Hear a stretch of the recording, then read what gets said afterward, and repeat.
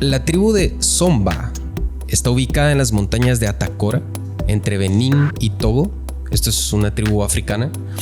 Es frecuentemente citada por sus técnicas de alargamiento del pene como parte de los ritos de iniciación hacia la adultez. Y el método es bastante simple, pero a la vez complejo, porque aplican más bien dicho, ciertos brebajes de hierbas y luego introducen el pene sobre piezas de madera o de marfil, creando succión continua durante meses para forzar su estiramiento. De verdad, quiero que te quedes en este episodio porque va a estar muy interesante. Esto es S21 Podcast.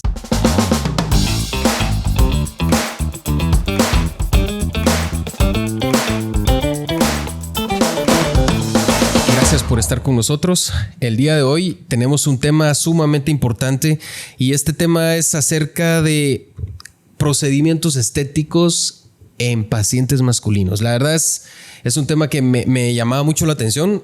Doctorazo, muchísimas gracias por estar nuevamente con nosotros. La verdad es que creo que no va a ser la última, créame que así es. Pero quisiera como aperturar esto. Ya creo que nuestra audiencia lo conoce muy bien. Gracias. Y quisiera aperturar esto con específicamente hablando acerca de los procedimientos masculinos. Quiero dejar de lado los procedimientos estéticos en rostro o con respecto al peso, etcétera, etcétera, ¿no? O la apariencia estética del cuerpo en general. Hoy me quiero enfocar en los procedimientos estéticos masculinos, específicamente en el órgano genital masculino, ¿sí?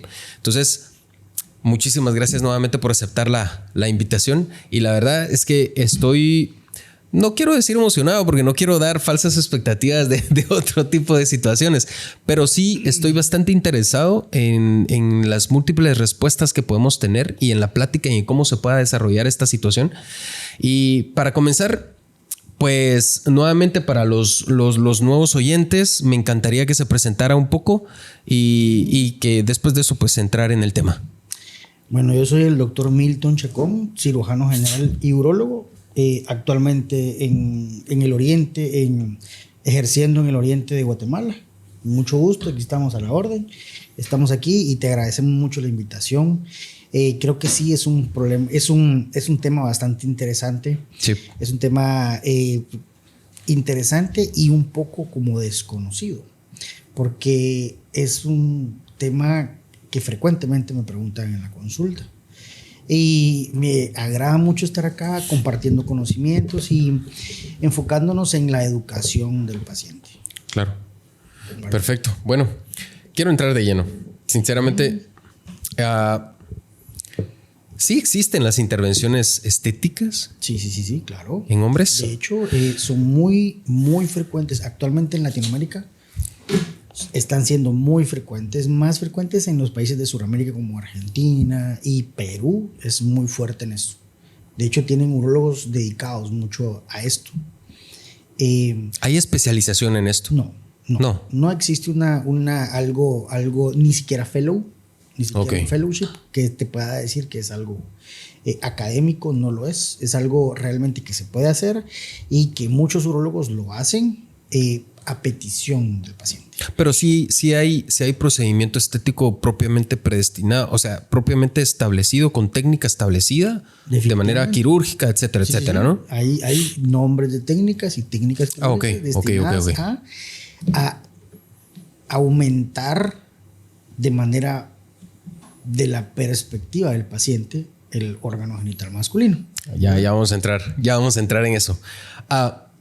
Tomando en cuenta que pues ya dejamos en claro que sí existen estos procedimientos quirúrgicos. Bueno, no voy a hablar solo de procedimientos quirúrgicos porque creo que hay también otro tipo de procedimientos que no tienen que ver en nada con la intervención de bisturí. Pero, ¿qué tan comunes son? Hablando en el contexto de Guatemala. Estamos en Guatemala. ¿Cuál es el contexto en Guatemala de estos procedimientos? He escuchado, antes de que me diga su respuesta, he escuchado mucho de estos procedimientos. Bueno, ni siquiera mucho. He escuchado de estos procedimientos, sobre todo por cirujanos plásticos, realizados por cirujanos plásticos. no le puedo decir que nunca me ha llamado la atención leer acerca de esta situación, pero no es como que le decía yo detrás de cámaras, no es como que yo me meta en una revista internacional y, bueno, no sé, New England y ponga enlargement of the penis o algo así, ¿no? Pero, ¿cómo es el contexto en nuestro país, en nuestra gente? Realmente el acceso a la web, a todo el conocimiento en línea nos ha puesto en el mapa. Y sabemos, vemos, y el acceso a los dispositivos que tienen conexión global hacen que nosotros veamos todo lo que existe en el mundo, y realmente sí se está dando. Y hay pacientes que llegan a solicitar los procedimientos. ¿Han llegado con usted? Sí, en varias oportunidades. Porque yo sí estoy certificado, me fui a certificar a Perú respecto a... Sí, era lo que me contaba, ¿no? A estos procedimientos. Y sí, hay cirujanos plásticos que lo practican con responsabilidad, porque son cuestiones estéticas que ellos también manejan, ¿no? Por supuesto. En algunos países, algunos urólogos hacen match con cirujanos plásticos y pueden formar un equipo y hacen de manera interdisciplinaria, o sea, multidisciplinaria, perdón, el mejor manejo del paciente. Del paciente, ¿no? Esa combinación es muy satisfactoria, porque el paciente o le consulta al urólogo o le consulta al cirujano plástico. Entonces, en conjunto, ellos hacen un plan quirúrgico y interconsultan al paciente, a veces los dos, y a veces ven qué es lo que quiere el paciente, porque esto es de perspectiva, ¿no? Como habíamos hablado en otras cámaras. Entonces, es algo como que el paciente no necesita, pero quiere. Claro. Quiere. Entonces, algunas veces se le da un plan educacional para que mejore ciertos aspectos, y si el paciente reconsulta ya mejorando esos aspectos y quiere de nuevo el procedimiento, se le explica qué es lo que es, cómo se hace, dónde se hace, el seguimiento, el posoperatorio, que me parece lo más complejo del asunto. Claro. Entonces, se le puede hacer un plan quirúrgico y el paciente desistirá o aceptará el procedimiento y se realiza. Perfecto. Quisiera ahondar, o quisiera más bien dicho abordar ya propiamente el tema, ya que conocemos que sí existen en nuestro medio, sí se está dando. ¿Estamos de acuerdo en que es un tema tabú todavía en nuestra gente? Sí, definitivamente. Es un tema tabú porque aplica el paciente que no está conforme con lo que tiene. Entonces, eso no es de plática de un café en cualquier lugar. O sea, eso es una cuestión muy propia, que el paciente es tan propia que requiere de la ayuda de un profesional para que lo oriente.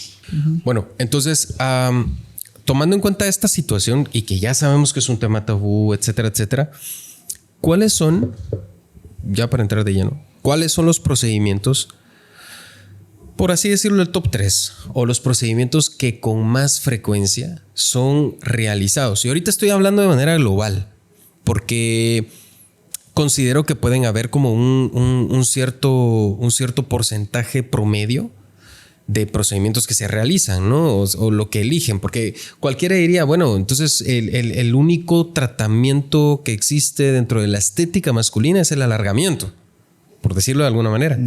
Pero, ¿cuáles son los procedimientos que normalmente se hacen? Bueno, mire, para el alargamiento existen uno que es quirúrgico y uno que no es quirúrgico. Ok.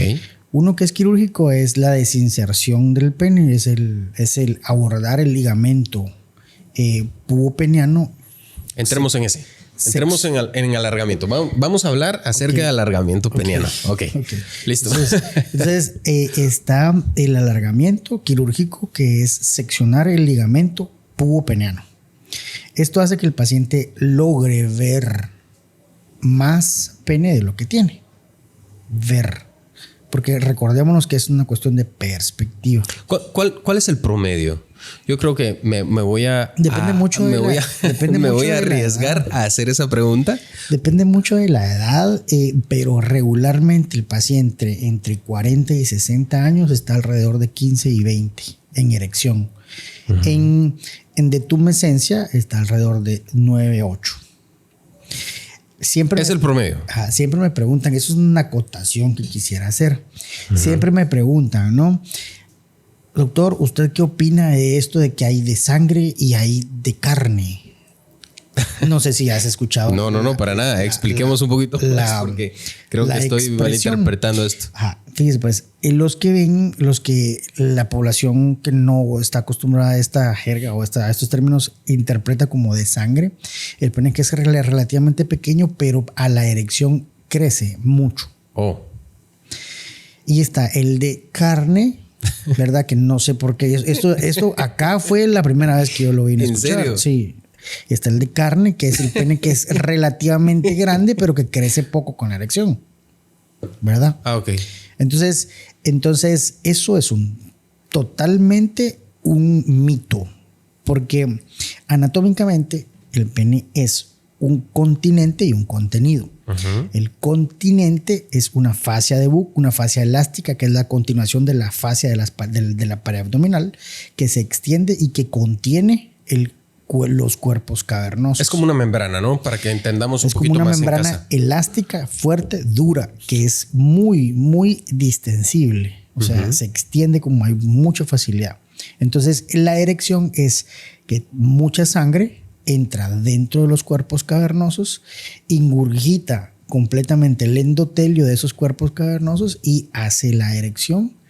Y el contenido es el que contiene esos cuerpos cavernosos, esa es la erección. Entonces, y está el cuerpo esponjoso, que es el glande, y el cuerpo esponjoso que se extiende alrededor de la uretra. Eso nos ayuda en la excitación y en la eyaculación para la reproducción. Por supuesto. Recordémonos que somos animales y nosotros generalmente tenemos las relaciones sexuales para procrear. Uh-huh. Actualmente nosotros somos más desarrollados que todos los animales y lo utilizamos para entretenimiento. Uh-huh. Pero inicialmente y de una manera muy, muy, digámoslo, primitiva, de una manera muy primitiva, es para la reproducción.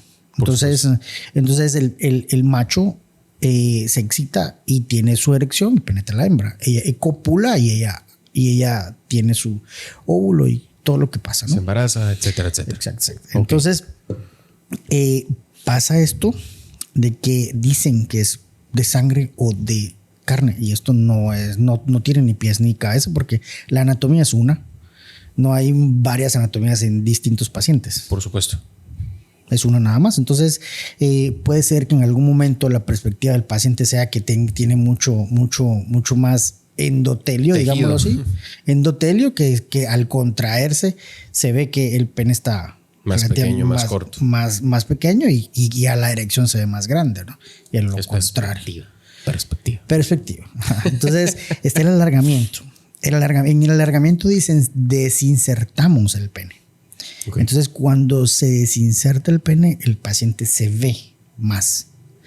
Pero es una cuestión de perspectiva. Se puede ver 1 o 2 centímetros más de lo que tenía. O sea, no es un procedimiento específicamente donde usted agregue tejido. No, para usted nada. Alarga el tejido. ¿Realmente usted utiliza el mismo tamaño anatómico? Solo que ya no está tan fijado a la pared abdominal. Uh-huh. Lo que hace es soltarlo, ¿no? Sí, anatómicamente están los dos cuerpos cavernosos, pero en el pubis se separan para llegar a los isquios. Entonces, cuando se separan, ahí hay un ligamento. Ese ligamento es el que fija el pene al pubis. Claro. Entonces, para tener la erección, cuando nosotros cortamos ese ligamento, el pene se alarga un poquito. O sea, no es que se alargue, se sale más. Entonces, el paciente se logra ver 1 o 2 centímetros más. Sí, pues. Esto tiene un inconveniente. Primero que el pene va a estar muy abajo. O sea, que a la erección puede ser que tenga dificultad para la penetración. Ok. Entonces, ese sería un efecto como colateral, ¿no? Uh-huh. Otra de las cosas que tenemos que tomar en cuenta es que cuando uno secciona ese ligamento, uno tiene que interponer tejido, ya sea tejido propio del paciente o colocar una prótesis. Ya sea una prótesis, lo más común es que pongamos una prótesis de pene, la partamos en varios pedacitos, una prótesis maleable. Entonces, esos pedacitos que son químicamente inertes pueden estar dentro del paciente, que son biopolímeros generalmente, o polímeros, que se agarra y se pone ahí en medio un pedacito de esta prótesis para evitar que se vuelva a adherir ese ligamento. Y eso hace que el pene baje un poquito más y el paciente logre ver más. No sé si querías hacer otra pregunta más aparte del alargamiento. Vamos muy bien. Yo creo que tanto en casa como yo estamos bien entretenidos escuchando esta situación porque sí, es bien interesante. La verdad es que esta es una de las preguntas que probablemente puedan hacerse en casa sería, ¿este procedimiento es más laborioso o es laborioso?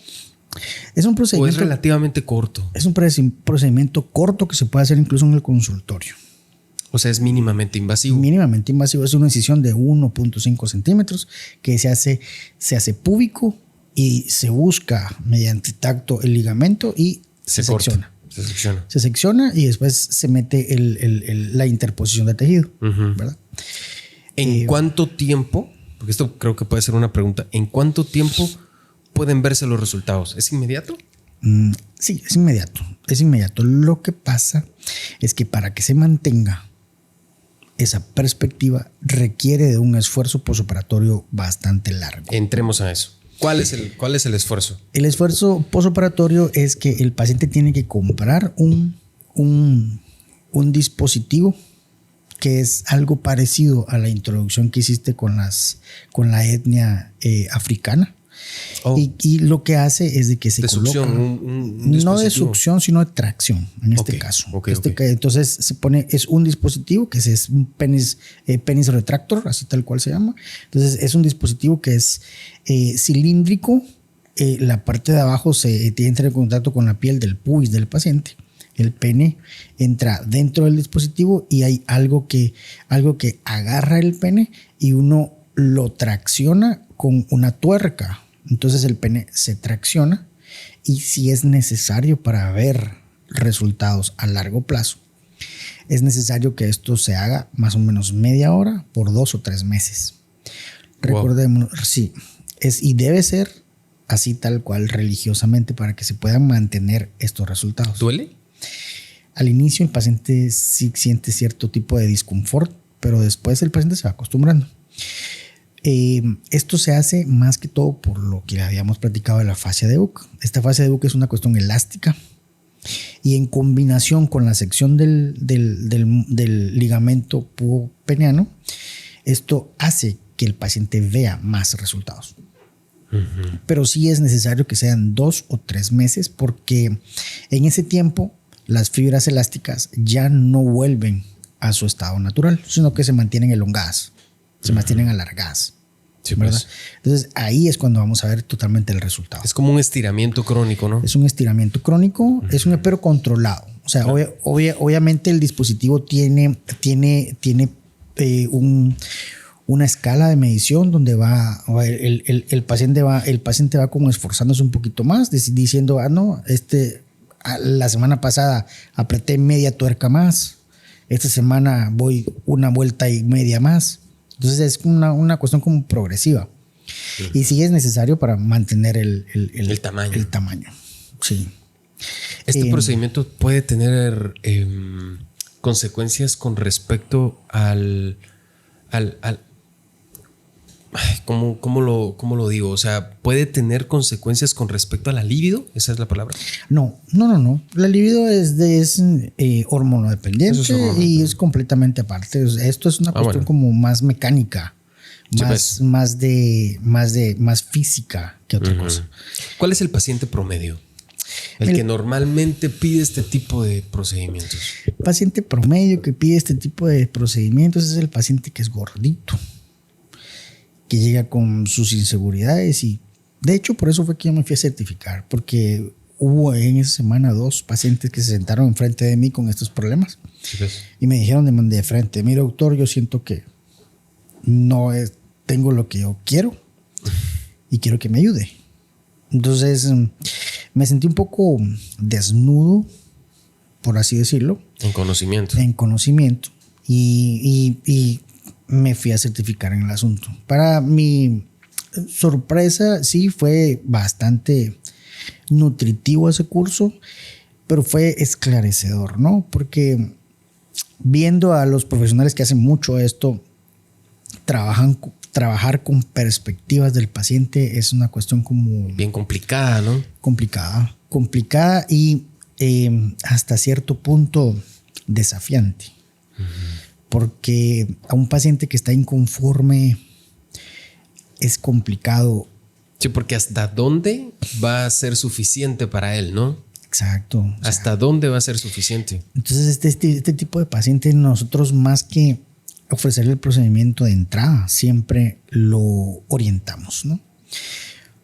Hablábamos de que el wellness está metido en todo.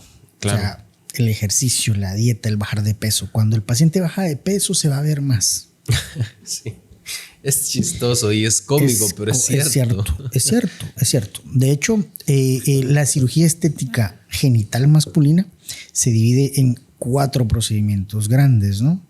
2 de ellos ya totalmente conocidos, que es el alargamiento que estamos platicando ahorita, el engrosamiento. Ya vamos a hablar de él. Que vamos a hablar de él. Está la liposucción del pubis y está la escrotoplastía. Esos son los 4 grandes procedimientos, ¿verdad? Ya vamos a tocar uno por uno. Uno por uno lo vamos a tocar. Bueno, ya vamos a llegar a esos temas y voy a ahondar en un par de preguntas con respecto a eso, pero interesante la forma en cómo podemos decir entonces que no es tanto un alargamiento, sino que es una exposición mayor de lo que el pene ya está insertado, ¿no? Exactamente. O sea, es una exposición mayor y eso, como decía, juega con la perspectiva del paciente. Totalmente. Y hasta dónde puedo llegar con esta perspectiva para tener satisfecho a mi paciente, que creo que eso es la parte más difícil dentro de su rama, pues. De hecho siempre uno le dice al paciente, uno entabla la primera consulta preguntando cuáles son las expectativas del paciente. Y uno le pone los puntos sobre las IES, cuáles son la realidad de estos procedimientos. Porque él puede querer 10 centímetros más, pero eso es imposible. Bueno, tomando en cuenta eso, yo quisiera que la gente escuchara el promedio de tamaño del pene.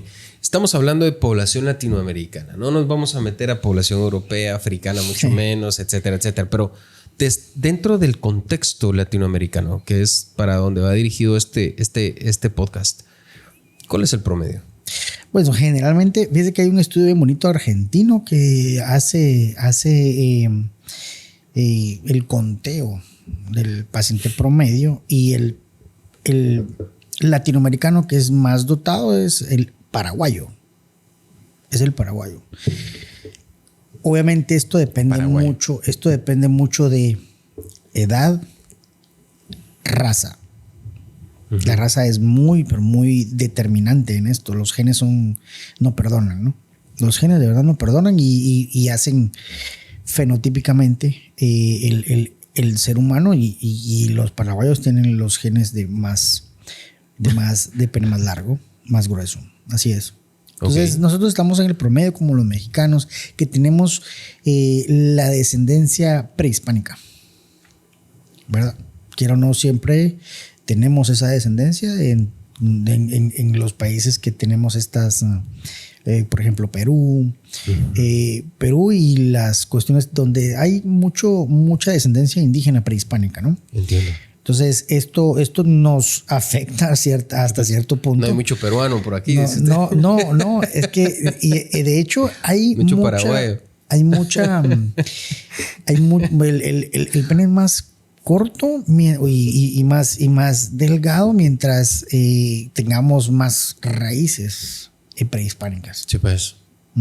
Ok. Entonces ellos tal vez probablemente tienen algún otro tipo de porque genética. Ellos también de genética también tienen sus descendencias indígenas, ¿no? Por supuesto. Claro. ¿De dónde nace entonces el hecho de tener esa idea de que tiene que haber un cierto tamaño como para yo decir, bueno, estoy satisfecho? Sé que es cuestión cultural hasta cierto punto.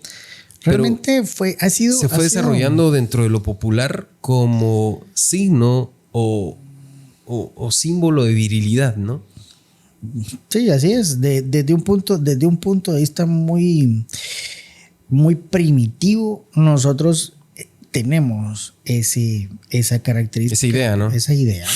Y ha venido a aumentar o a disminuir. Bueno, no sé, realmente ha venido a aumentar más el hecho de que tengamos acceso al entretenimiento de adultos, donde nosotros idealizamos algo que realmente no es de la población general, ¿no? Claro, por supuesto. Entonces, y creo que no solo dentro de la población masculina, sino también se idealizó dentro de la población femenina, ¿no?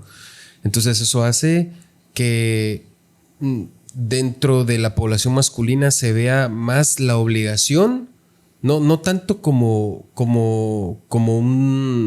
un dote, sino tanto como, bueno, obligadamente, para poder satisfacer, tengo que tenerlo de tal tamaño, ¿no? Entonces, creo que eso realmente se popularizó eso es totalmente muchísimo. Falso, porque recordamos y hablamos en los podcasts anteriores que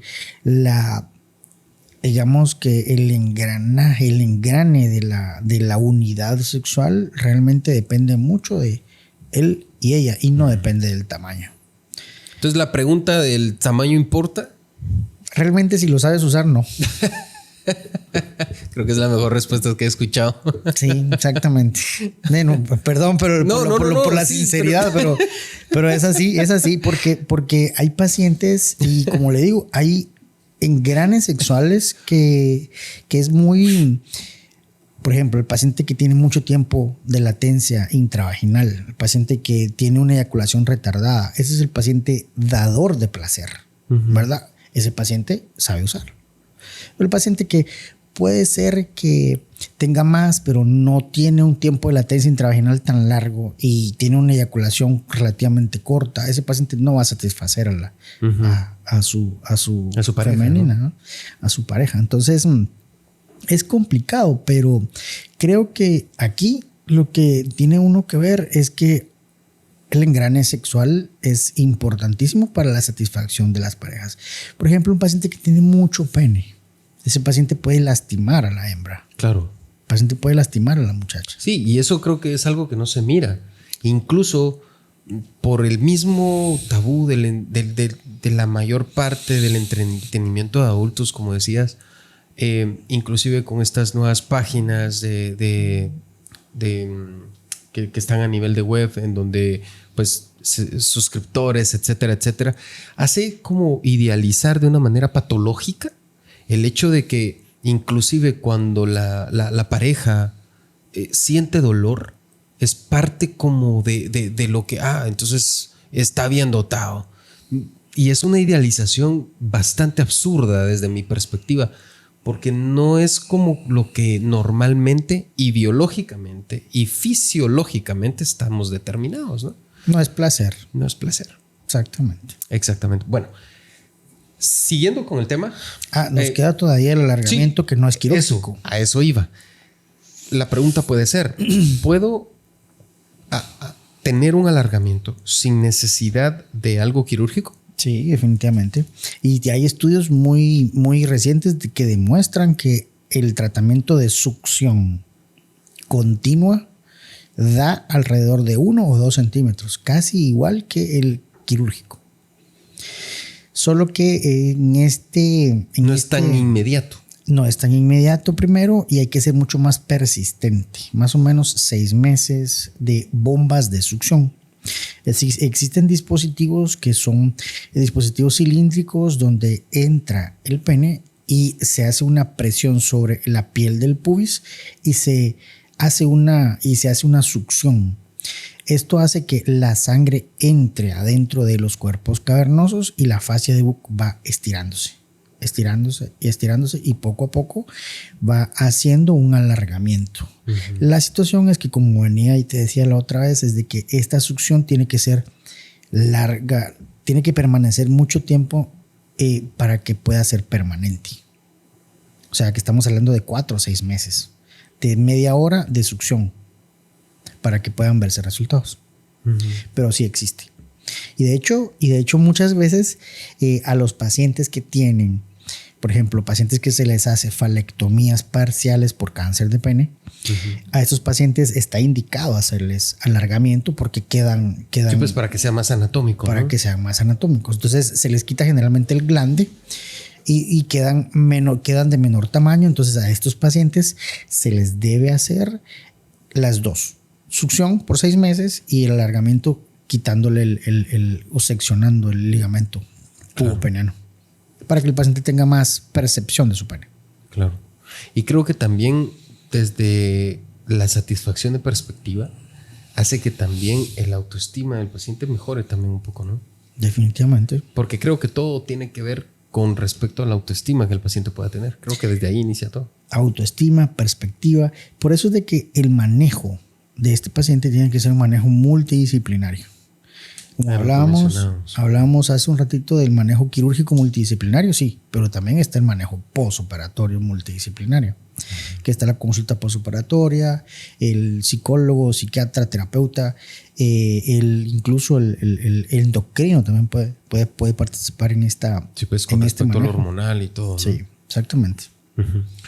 Bueno, creo que dentro de este tema, creo que estamos bastante bien, creo que abordamos bastante. Ahora pasemos al segundo procedimiento. El engrosamiento. Una cosa es el alargamiento. Exactamente. Pero ¿qué pasa con el engrosamiento? Bueno. ¿Por qué el engrosamiento?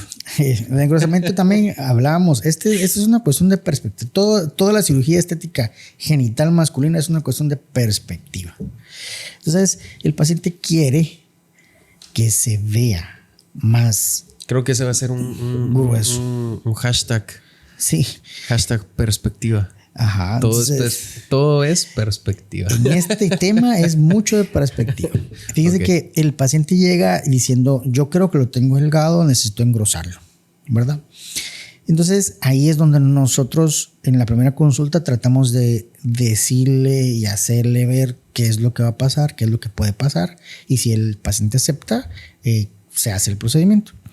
El procedimiento consiste en inyección subdérmica, pero no es solo subdérmica como tal, sino que tiene que estar debajo de la fascia de Camper y de Scarpa a nivel del pene, para que el paciente vea que el grosor del pene es mucho más amplio que lo que tenía inicialmente. Entonces se inyecta ácido hialurónico de manera uniforme en el pene y volvemos otra vez a la misma situación, que el postoperatorio es algo relativamente complicado también en este tema.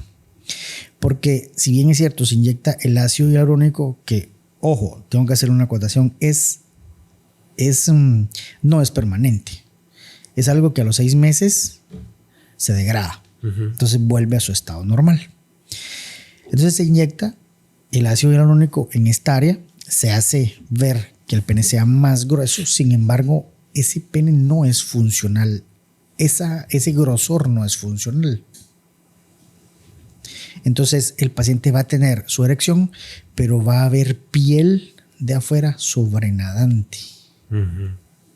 Volvemos a la misma situación. Es perspectiva. No es funcional.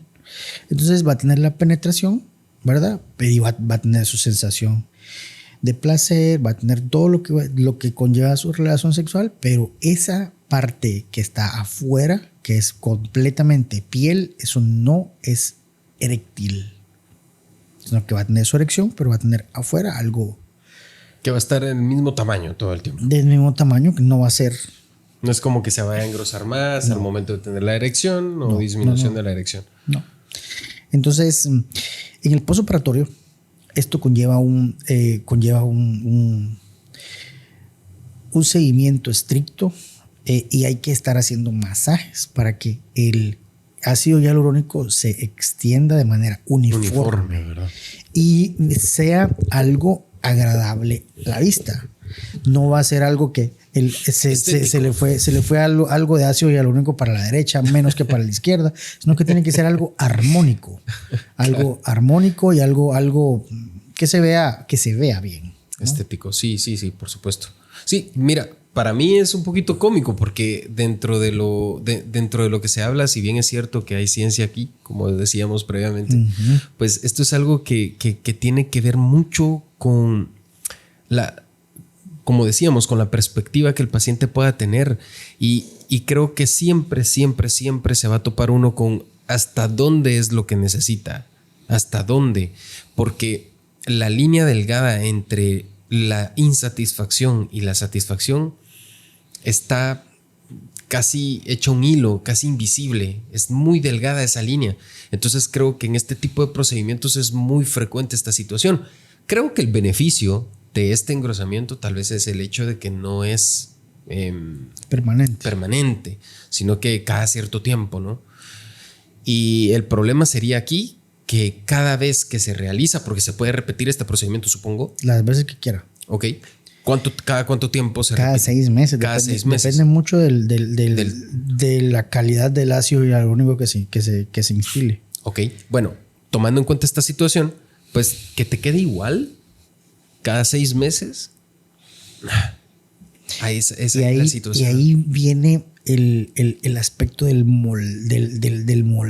O sea, del molde. Hay que estar haciendo un masaje peniano cada cierto tiempo para que esto se extienda completamente. Entonces, a veces el paciente no es capaz de hacerlo por dolor. Entonces, nosotros tenemos que entrenar un personal para que pueda hacer eso. Y entonces hacer moldear completamente el pene para que sea armónico. Y eso tiene que hacerse 2 o 3 semanas. O sea, imagínate cada 6 meses hacer el procedimiento, y más el remodelaje, 2 o 3 semanas. Sí, pues. Para que quede armónico.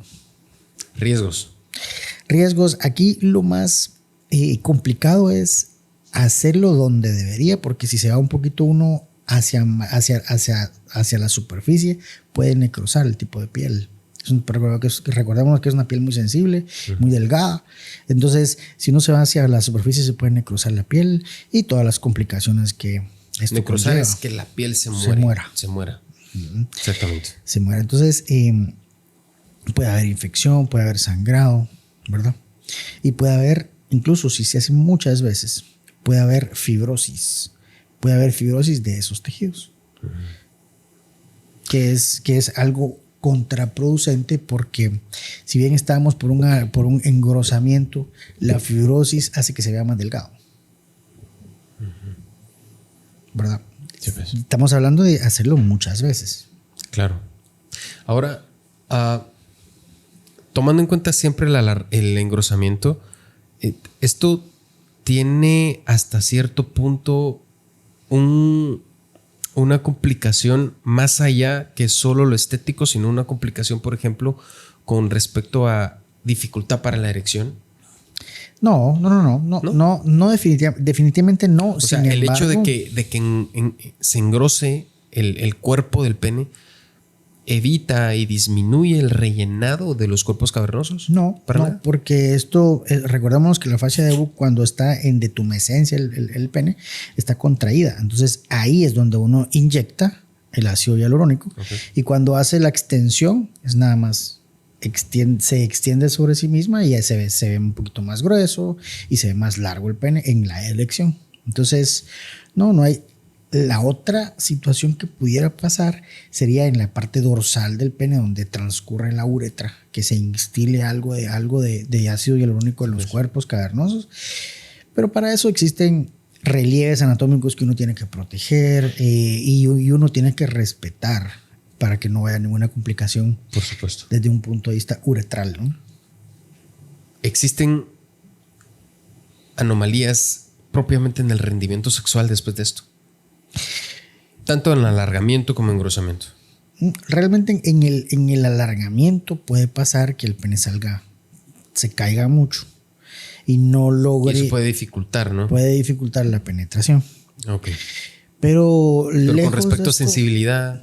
No hay ningún tipo de alteración, porque recordémonos que inyectamos el ácido hialurónico para el engrosamiento debajo de las fascias. O sea, toda la red neuronal sensitiva se mantiene intacta. Ok, perfecto. Pasemos al siguiente. Ok. Aquí es donde yo sí quisiera hacerle doble clic, porque esto es lo que yo más recomiendo, ¿ves?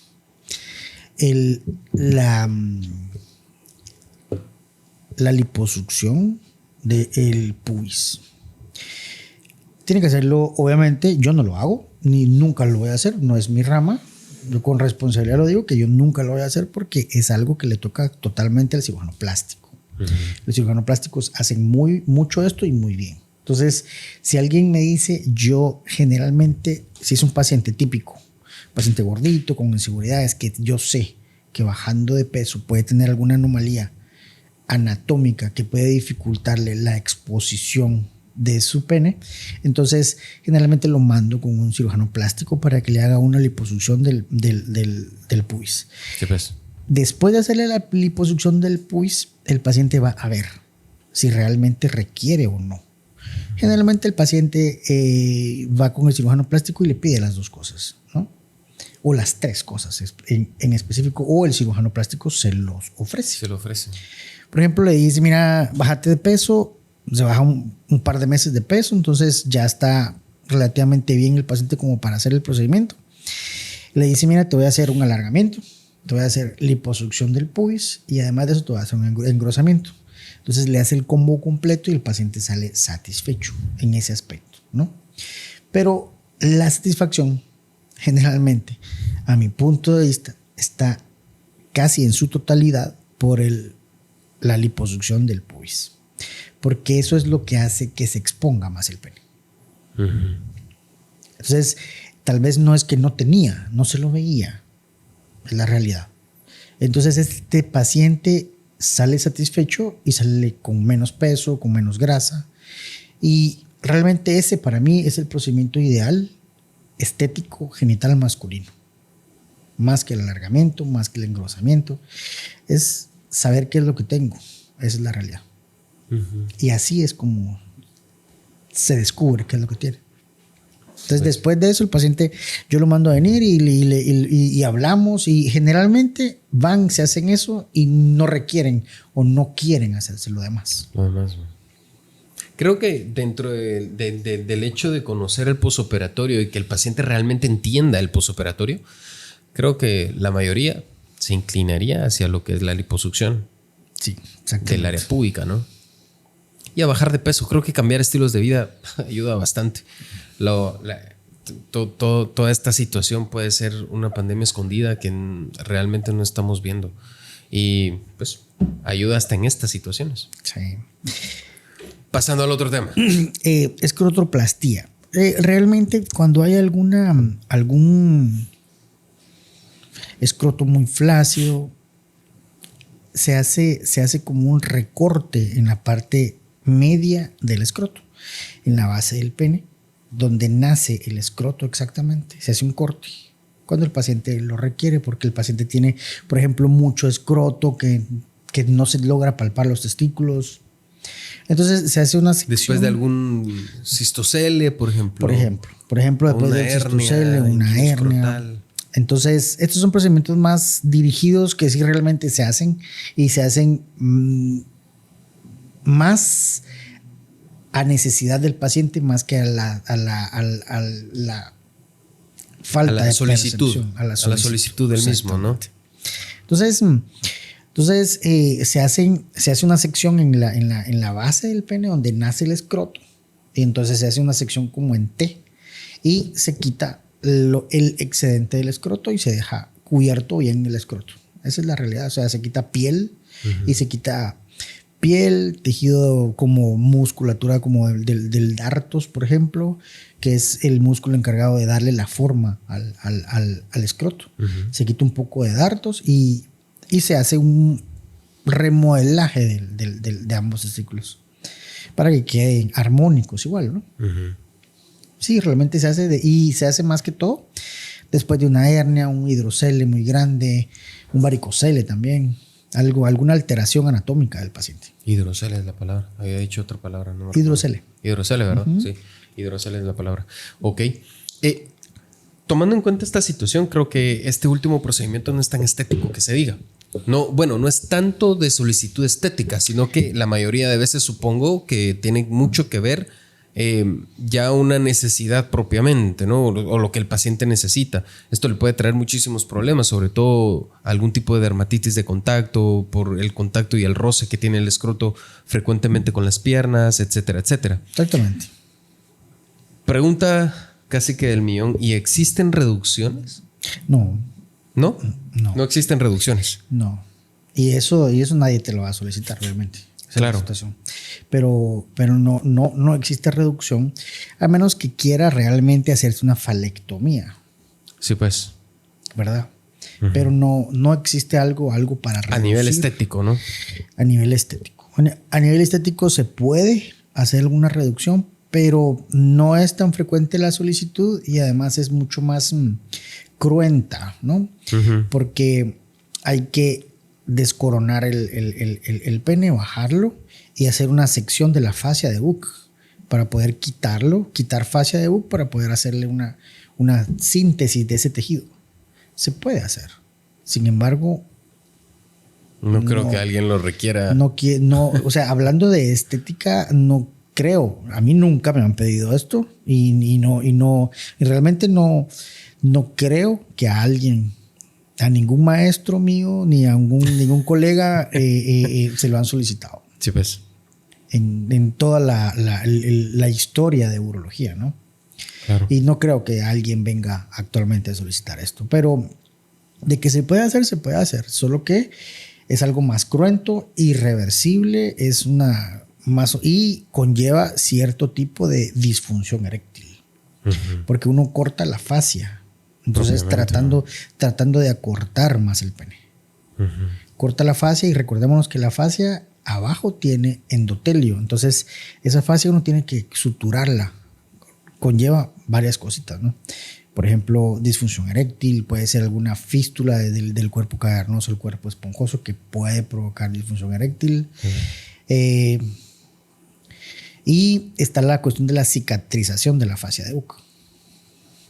Es muchísimo más complicado, ¿no? Es mucho más complicado. Y no creo que nadie quiera quitarse. ¿En Guatemala? ¿Cuáles son los lugares? ¿O dónde se puede hacer? ¿Se puede hacer con usted? Se puede hacer conmigo, sí, se puede hacer conmigo. Solo que es una evaluación de varias consultas. Uh-huh. De varias consultas. Yo generalmente... Sí, pues no solo es llego, bueno, entrémosle y le damos, ¿no? No. Es una evaluación de varias consultas donde yo platico con el paciente, le hago ver cuáles son los procedimientos, le muestro videos cómo las hacemos y informo bien al paciente para que el paciente tome la decisión de manera consciente, sabiendo qué es lo que va a adquirir, o sea, aclarándole que no es lo que él quiere lo que va a obtener, uh-huh. sino que lo que realmente va a obtener es lo que la ciencia nos puede brindar. Por ¿verdad? Supuesto. Entonces, ese 1 o 2 centímetros a veces los pacientes los anhelan, entonces se deciden por hacerlo. Pero hay pacientes que dicen 1 o 2 centímetros, tanto trabajo, tanto seguimiento postoperatorio, ¿valdrá la pena para verme yo lo que ya tengo? Entonces es una pregunta que yo siempre les hago, ¿no? ¿Vale la pena correr tanta cuestión, tanto seguimiento y que sea tan religioso para poder ver resultados? Uh-huh. Que sea tan constante para poder ver los resultados. A mi parecer, pobres. Entonces, no así un paciente que le hemos hecho falectomía, por ejemplo, paciente que tiene el pene muy cortito y que este paciente yo casi que le digo, ¿no?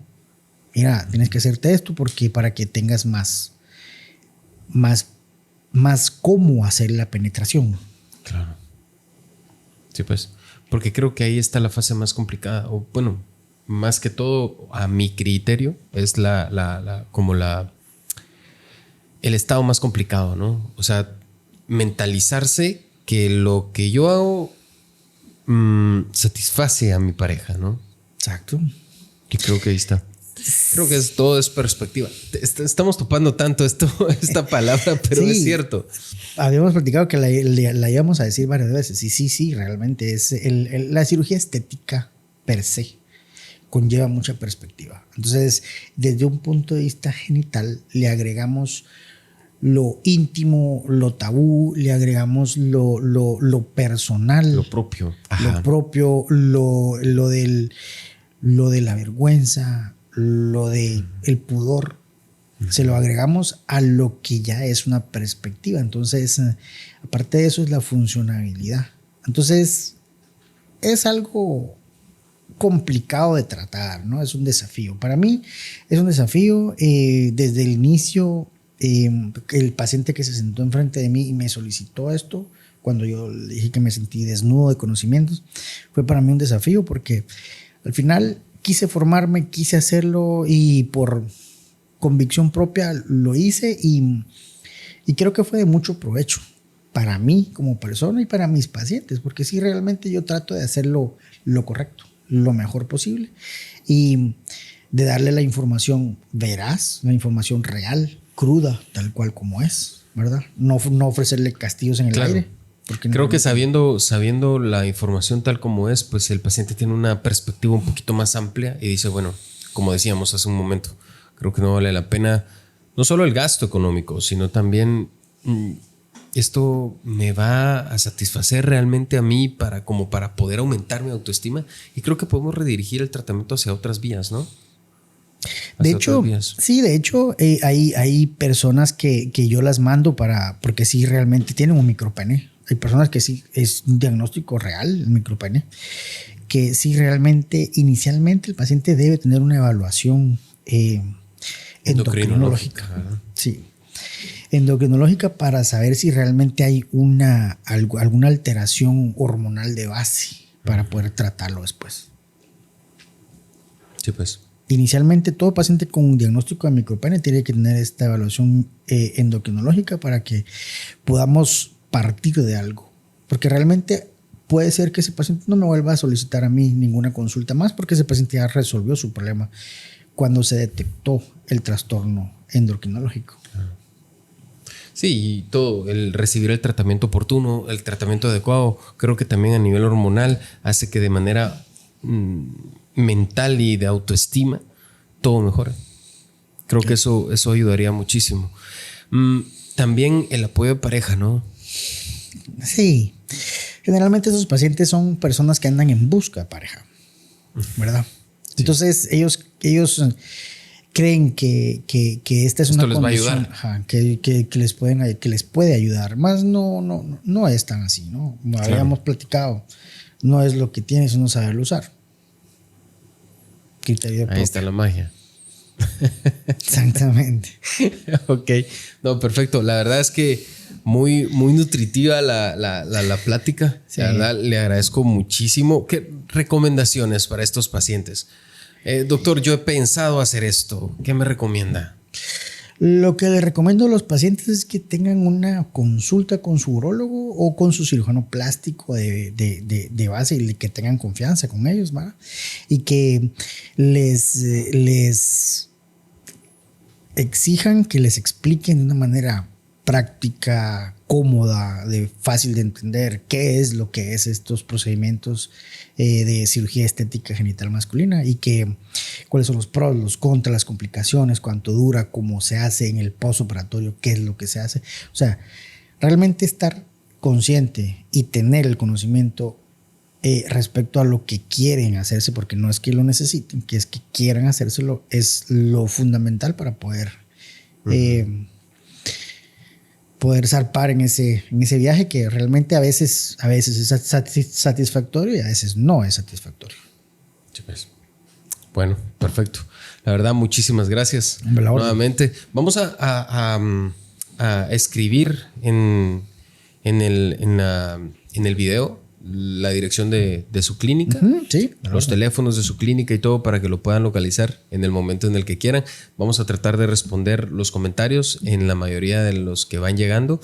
Y ustedes en casa, por favor, comenten sus ideas. Esto nos ayuda a nosotros de verdad muchísimo con respecto a podernos comunicar y poder darles a ustedes el contenido que ustedes desean y tratar la manera de tener esa comunión. La verdad, estamos encantadísimos con la aceptación que ustedes nos están dando, y nuevamente comenten los videos, denle like, Compártanlos para que esta información llegue a todos lados, al menos dentro de nuestra población. Y esto nos va a ayudar también a nosotros a poder traerles más contenido de primera clase, como hasta el momento lo hemos hecho. Muchísimas gracias. Espero pasen una feliz noche y nos miramos en el segundo episodio.